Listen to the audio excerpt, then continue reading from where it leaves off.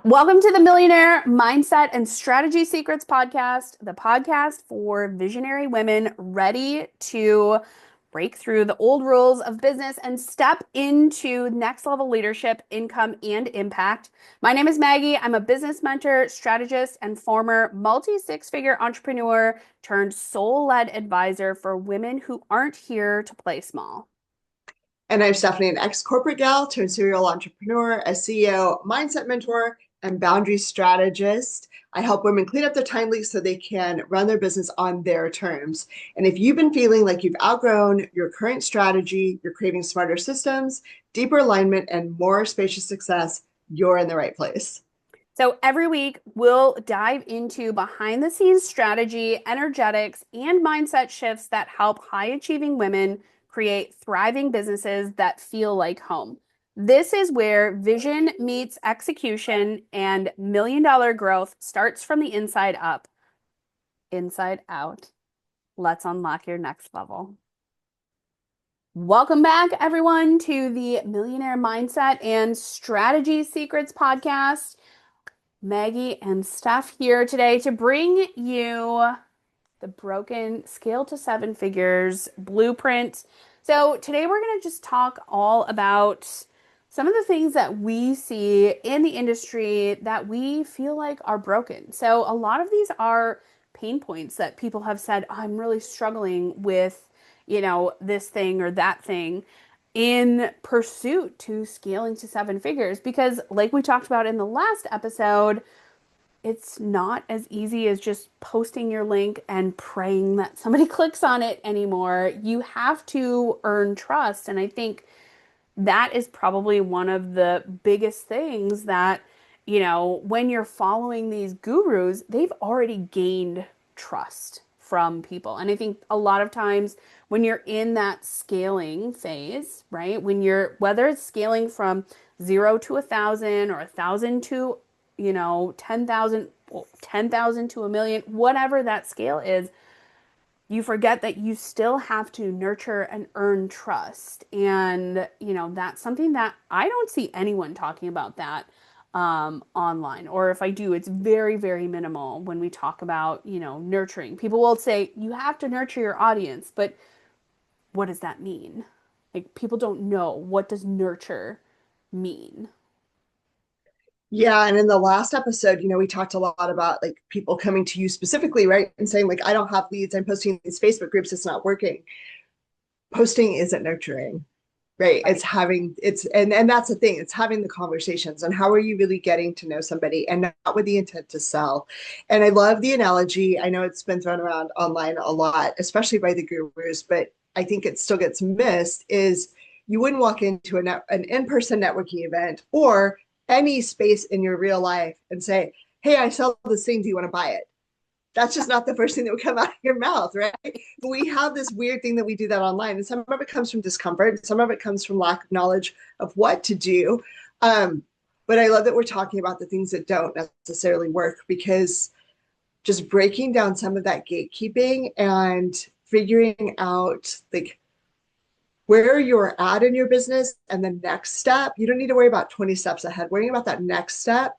And sometimes we come in and we want that thing so bad right now. We want to make that money. We want those clients and we want to have that perfect schedule. And we miss all the steps to get there. And then we're frustrated because it's not working. Right, right. And then, and that leads into like hustling harder, which, like the hustle culture from like 2010 to 2020, right? Like that decade was definitely the hustle decade. Maybe even from 2000 to 2010, like Yeah. like the last 20 years from, 2000 to 2020, definitely the hustle era where now people are like, I don't want to hustle. I don't want to work any harder than I have to. And, I've seen a lot of things, a lot of people talking about how like the generation now is quote unquote lazy, but really they're not lazy. They've put boundaries in place, right? And this goes to like people saying, oh, people don't want to work more than 40 hours a week. Yeah, you're right. I don't want to work more than 40 hours a week. Yeah. No, right? And you have a lot of companies saying, "Oh, nobody is willing to go the extra mile." Well, you're paying them for that 40 hours a week, not for 60, not for 80, not for 45. You're paying them for 40. So why should I go above and beyond? And like that's corporate, but like it as an entrepreneur, right? You kind of have to go above and beyond sometimes, but you can still have the boundaries. And I think that when we're thinking about that scale to seven figures, whether that's seven figure days, months, or years, whatever that is, it's unrealistic to think, oh, I'm just going to work all day long and I'm going to put in all this hustle and I'm just going to, like Alex Hormozy says, message 100 people every single day until somebody buys. Like, that's going to burn you out Yeah. before you even make a sale, probably.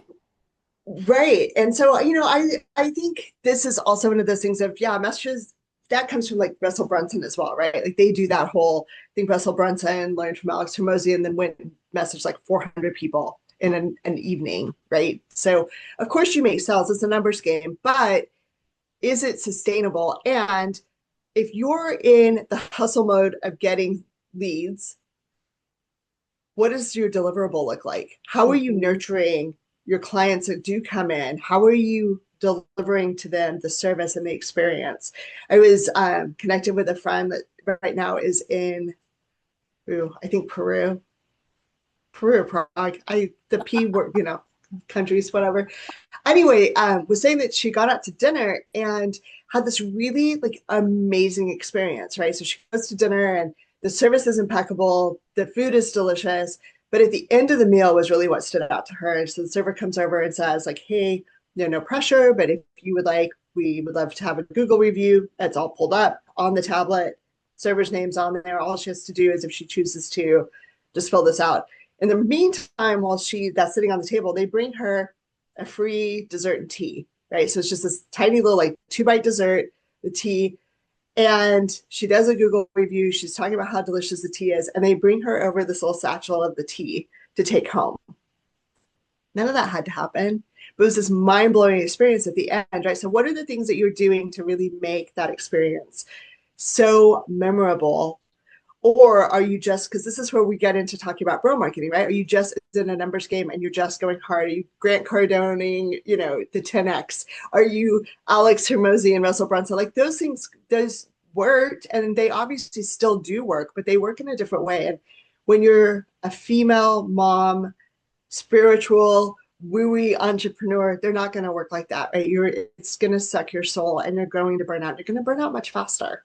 Right. Yeah. And this is where you can get into, I heard somebody call it layered marketing the other day. And I Mm-hmm. thought that is such a cool way to think about how your marketing works. And it's really talking about how the different layers that you can add so it doesn't feel like, oh my gosh, I'm messaging 100 people a day, right? So it's, offering some value, showing up online in 1 to 2 places. I usually should suggest people show up in 2 places, right?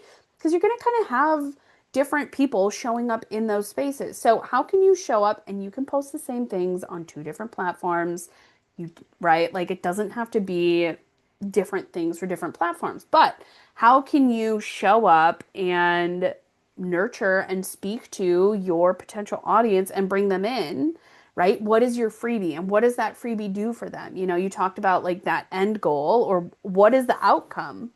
You know, gone are the days where you can say, grab my checklist and like say nothing else about it, right? Like Right. you're if you're doing a checklist, you have to have like that better be a damn good checklist Yeah. um, to get people in, or your nurturing behind that better be amazing, right? If you have a checklist, plan to have a nurture sequence, right? And Yeah. that also becomes part of that layer that you're, like showing up for these people. It's like offering, the free cookie at the bakery, right? When we go grocery shopping, we have to walk past the bakery to get to the checkouts. And my kids absolutely know if they go to the bakery, they're going to get a free little taster cookie, right? Like that 2-bite cookie. And usually that results in us buying, a container of cookies or muffins or something that's in the bakery, right? On top of whatever else we have in the cart. So, again, going back to that, like it's that added little piece of whatever it is you're doing and how can you make that uniquely you, right? That's going to help you step out of that bro marketing, feeling like, oh my God, bro marketing. I can't be a bro marketer, but it works to have conversations with people. So you're going to have conversations. How can you have that in a way that feels good to you?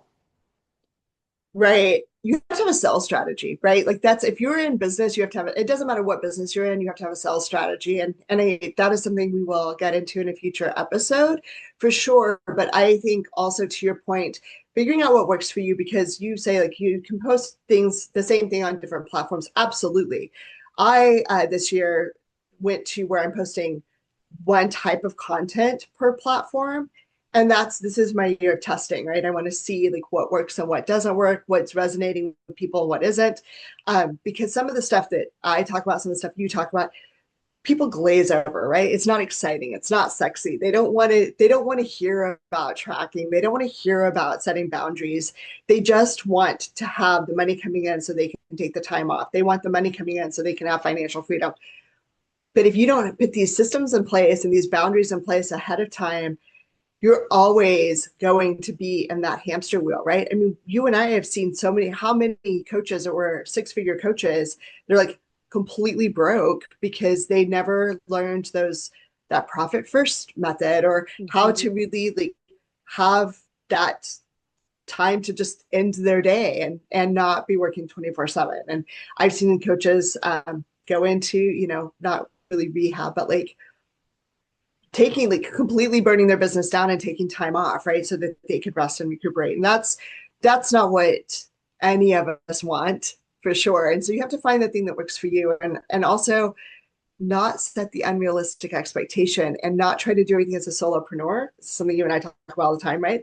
When you're watching a guru or somebody who's made it and they don't talk about their team. They don't talk about how they have 10, 20, 30 employees, right? So you're trying to do everything all by yourself, repurpose content, figure out your SEO strategy, all of these things by yourself to keep up with somebody who's got a team of 10, 20, and years of testing ahead of you. Right.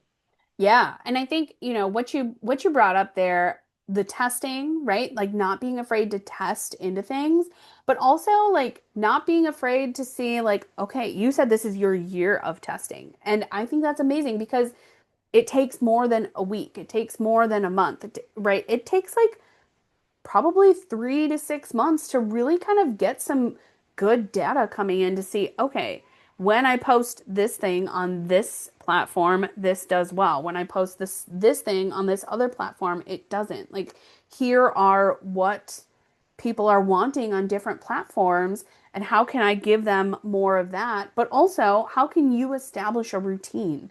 Because that's part of this as well, right? Like so I know LinkedIn, a lot of people who are LinkedIn gurus say set a time of day and the amount of days per week that you want to post and post on those days. And people are going to we are creatures of habit, right? So people are going to start coming back. If you post Monday, Wednesday, Friday, they're going to come back Monday, Wednesday, and Friday to see what you've posted.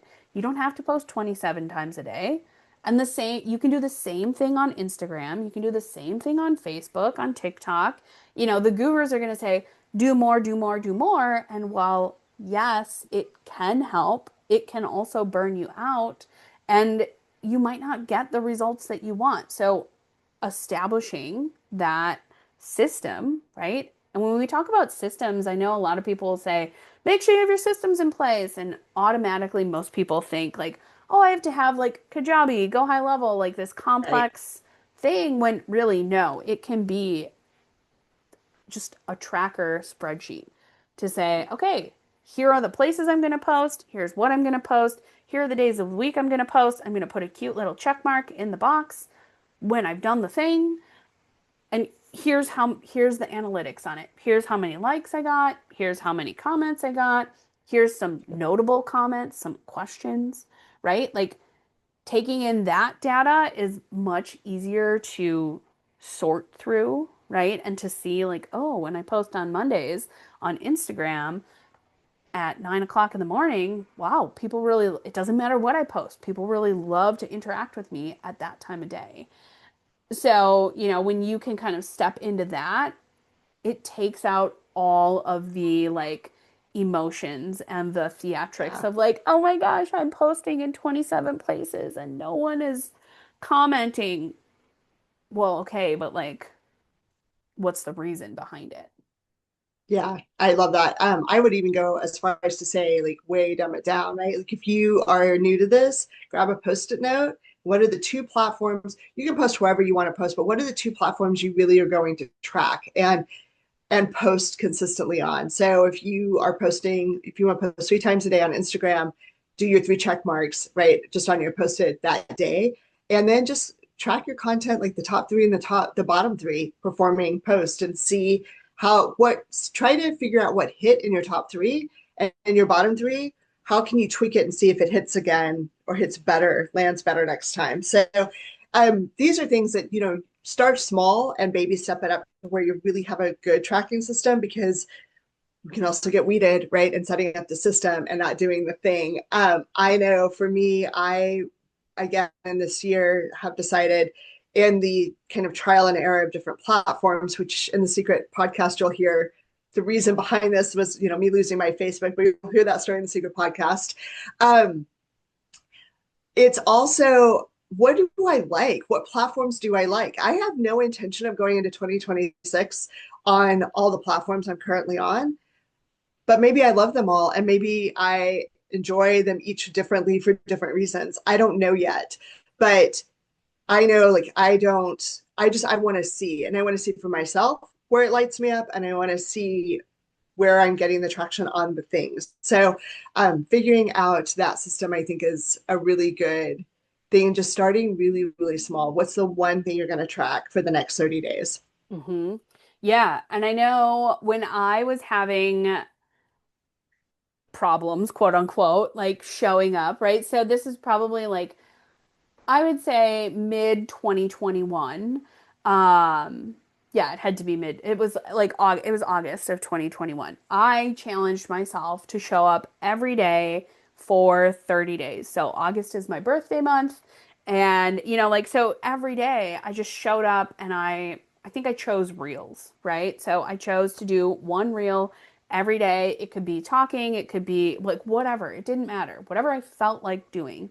Um, and ironically, that was also so in 2021, I was pregnant with Jackson, with our youngest. And I did not tell the internet until my birthday. So, like, I had hid my pregnancy, which was like, so everyone in my like personal life knew, but no one like online knew. And that was one of my biggest, best performing reels was like, when I was like, oh, surprise, like I'm eight 8 months pregnant, 9 months pregnant with a baby. So, like, but that's also not what I want to be known for, right? Right. So when you're thinking about content, and that's a lot of times what happens to people when they go viral. They go viral for some stupid cat video that they post when really they're, a business coach. And like, so they Right. gain all these followers who are not their ideal client. Yeah. And, so if you can be posting consistently and whatever consistent is for you, Hmm. and then tracking like, okay, who's commenting? How many new followers did I get? Like, who is following me? Yeah. That all that stuff matters. And something I started doing in that month of showing up, every new person that followed me, I started a conversation with them. And it was as simple, just like, hey, thanks for following me. I really appreciate you. I'm glad you're here. I would love to know one interesting fact about you, right? And I left it at that. And some Yeah. people responded, some people didn't, right? Like I discovered a lot of spam accounts because it Yeah. was just messaging everybody.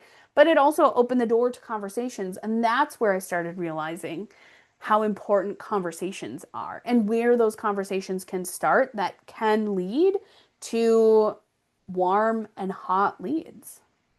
Absolutely. And that's on any platform, right? You can do that Right. on any platform. And I think that that's so important. And, you know, one thing that I think that we've heard a lot of is be in the DMs only if you're invited, right? Or like if there's they think it's such a delicate balance, quote unquote, because you have the like, don't come in screaming hot with the cells tactic, right? But also don't friend zone yourself. So how do you find that balance? And I think that that's something that is taught, but maybe isn't always taught in a way that feels like finding that own rhythm for you. And I think that that's something that you're really great about helping people with is how do you find that rhythm and how do you, especially you talk so much again about human design and in that, like how do you find that in a way that feels authentic to you and you don't feel icky and gross because I mean, we all know it's energy, right? So if you're coming in with this like, ugh, energy behind it, they're going to pick up on that, even if it's not like really, if you don't think it's really there, you're trying to just be like super like positive, right? So I think that that's something that also we just in the online space, right? It gets so sucked into, it's so easy to get sucked into that whole like sending 100 DMs and making sure you're selling and again without a system or strategy behind it and how finding that alignment as you Right. we talked about.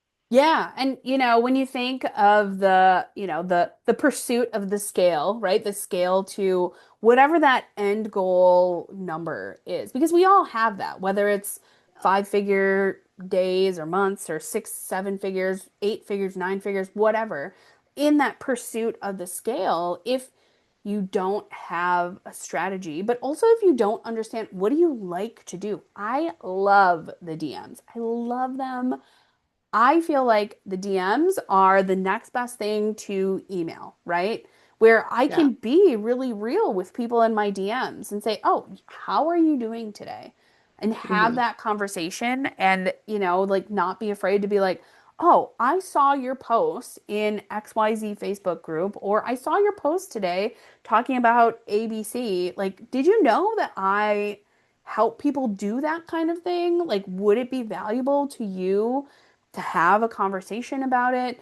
Like, how can I show up and serve you? Or even, like, ah, I saw you liked my latest post, on whatever platform. I'm so Yeah. glad it resonated with you, right? And really kind of coming at that conversation from this like curiosity, excitement, like value driven.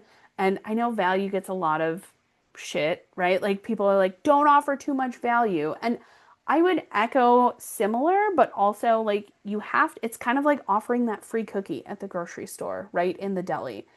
When you offer that free tidbit, people are more apt to be like, oh, wow, I got this for free. What am I going to get when I pay to work with you? Um, Right.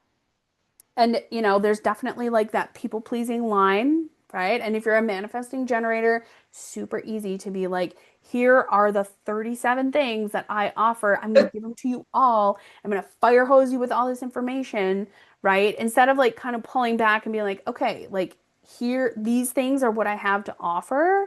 And, like these pair well together. And this is what we're going to work on. So it doesn't have to be like, oh, I can only talk about lead gen, right? Because that's what I kind of thought about in the beginning. When I started focusing more on lead gen, I was like, oh, don't put me in the box. There's lead gen, that's it. And there's hardly anything to talk about. And then I realized like well, people don't know how to start a conversation.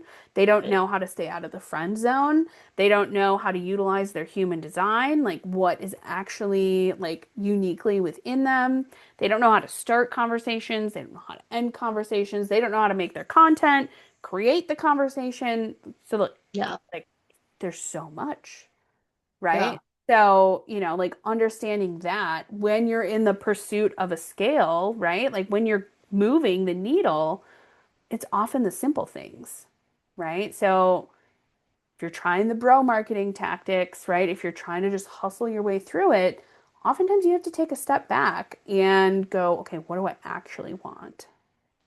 Yeah, what do I want? How do I want to get there, right? Because if you really do only have 4 hours to work on your business, you're not going to scale as fast as somebody who says for this next 6 months, I'm going to work 70, right? I came from maybe you come from a job where you work 70 hours and you're used to that and you eventually want to scale back.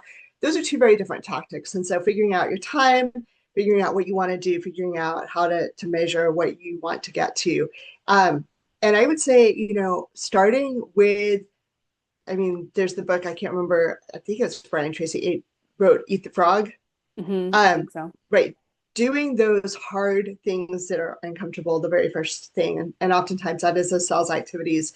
I know a few months ago, I added on just 2 hours in the morning of a sales sprint 3 days a week. And all I do is in the DMs, I'm having conversations. And then I host that CEO Power Hour. And in that time, I'm creating anything new or tweaking or creating my email sequence behind the scenes to really nurture and deliver to anybody who comes into my world. And those times are really intentional. And so are you setting aside intentional time that really does move the needle on your business? Because until I made that switch, I would say I didn't really have a sales strategy. I had an idea of how much I wanted to make, but I didn't have a way to actually get there and to look at and say, this is working or this isn't working, or I don't need this much time, or I need more time in this one area. So really figuring those things out. And again, if you're finding a coach, vetting them a little bit and not just like, a lot of it is gut reaction. And then a lot of it is, does it align with you? But also thinking about what the end goal is. And are you at the space?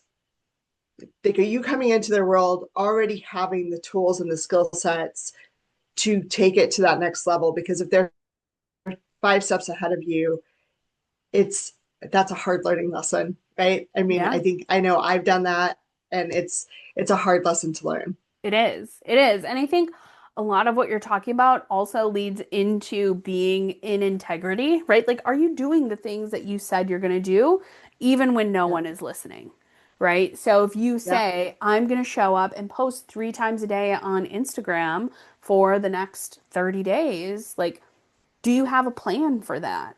Do you have some sort of framework for your content? What are the things you're going to talk about? What are the pillars? And then, even when no one is liking your stuff, even when you're looking at the analytics and seeing, like, oh, this post did not hit very well, like, are you still showing up? Are you Yeah. still following through even when no one's looking? Because even if nobody else is looking, your subconscious is looking, right? So when you show up for yourself, you're subconsciously telling your brain, like, oh, hey, I'm actually doing the work. And I'm giving myself proof of, like, yeah, this is kind of challenging. This might be kind of hard right now. I'm not seeing exactly what I want, but I'm going to stay curious and I'm going to show up and do it anyway. It's kind of like that, like, face the fear, even if it's there, whatever that saying, I don't remember what it is. Or if you're scared, do it anyway, something like that. Yeah. You're scared Um, doing it. right? So, like, showing up in the face of that to really say, oh, actually, this isn't as scary as I thought it was. And, like, actually, I do have some cool conversations. And it actually isn't that hard to be in the DMs to thank people for following me.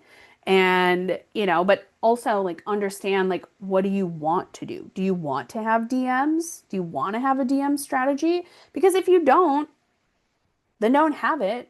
But, like, Right. how are you going to make sales? How are you going to still have that sales conversation without the DMs? I think it's so funny when people will tell me on different platforms, I don't DM people. And I'm like, cute, because, like, we're DMing now. So, like, Yeah. but, like, what are you?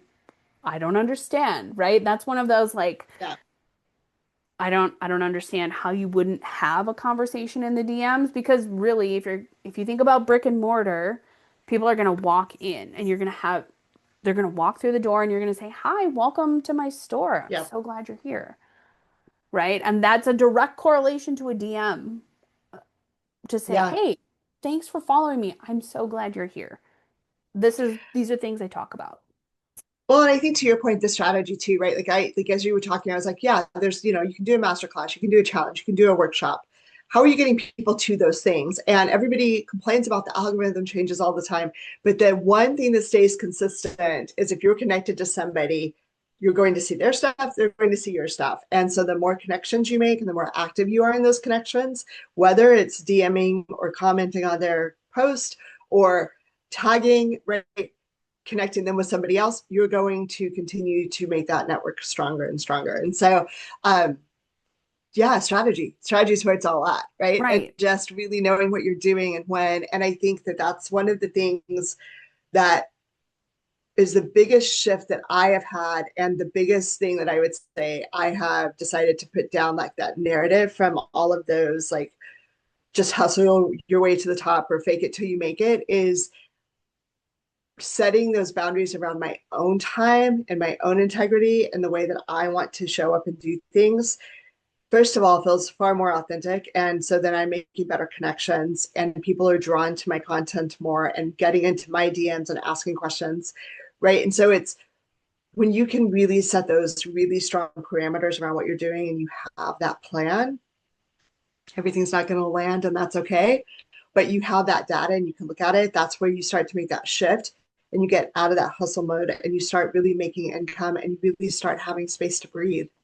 Yeah, for sure. And I think it also gives you, well, it gives you the structure, right? And the framework of like, oh, okay, yeah, I don't work a 9 to 5, but maybe I work a 8 to 11 every, right? 8 a.m. to Yeah. 11 a.m. every day. And then I take a break.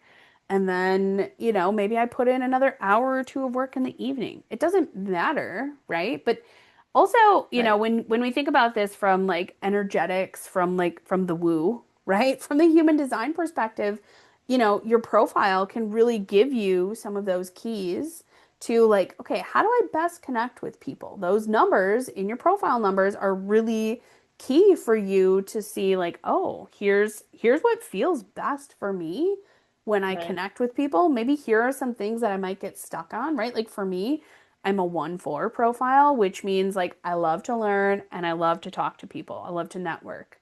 So, like a lot of times the learning takes over because that's like my outward nature, right? That's my outward appearance is like I love to learn, I love to read, I love to like knowledge is power for me. And then like once people get to know me, I just don't stop talking, right? And I'm always like, I know all these people that I can connect you with, which is Mm-hmm. so cool. So when you start to understand that, you can start to see, like, if I know I'm getting stuck in the learning, I know to kind of pull myself out and be like, okay, we're not going to spend 7 hours learning today. We're gonna do 10 minutes here, and we're gonna do like a money moving task. And then Yeah. once I do that task, oh, then I can learn for another 10 minutes or whatever that thing is, right? So developing that strategy has really been crucial for me to move what I'm doing forward. And even, owning multiple businesses, it's crucial for that as well. So, taking things like that into account, even taking your like human design type, right? We're both manifesting generators. We both do a lot of things. And there's a lot of moving pieces in both of our lives. And, like if you're a projector or a reflector, you might look at us and go, when do you sleep? I have a lot of people who ask me that. When do you sleep? How do you do the amount of stuff that you do? And for me, it's so much fun that I get to like bop around to all the things. Does it get exhausting sometimes? Yes. That's for a future episode. Yeah. Uh, but like, taking that into consideration, what is your energy type and how much energy do you have? That's going to determine, oh, maybe I do only want a 4 hour workday, or no, maybe I can go for 8 or 10 hours if I want. Yeah. And you brought up in the last episode, like the time of day that you're the most productive, because that's different for everybody. You and I are both early morning people, but some people are not, right? They're more evening, and they get more traction and more things done in a shorter amount of time. So that's also something that we'll be talking about in boundaries and in future episodes, because the energy piece is so important. Because if you're not a morning person, it's going to take you 4 times as long to do a task. Don't use that time, right? Use that time to read or to meditate or to walk or whatever, spend with your whatever you want to do. But figure out the time that you can get those things done much faster because that's going to be in more alignment with you. You're going to be excited and you're going to just feel so much more accomplished and productive at the end of the day. Yeah, absolutely. All right, so we're gonna wrap it up here. This has been an amazing episode. And as always, make sure you like, subscribe, comment, share, all the things. Make sure you click the link below to get access to the free secret podcast. It's called Seven Figure Strategy Secrets. We go in and we talk more in depth about all the things that we talk about in the main episode. So there are things like prioritizing with boundaries, right? Understanding how high earning women think, lead, and grow. There's PDFs, there's roundtable interviews, like bonus content from all the things that we do. So make sure you go ahead and grab that and make sure you go ahead and check out our community because that is a link down below as well. So we're so excited to get into all the things. We hope you'll come back. We'll see you again soon. And make sure you drop a comment below and let us know what your favorite part of the episode was. Let us know what resonated most, and we will see you in the next episode.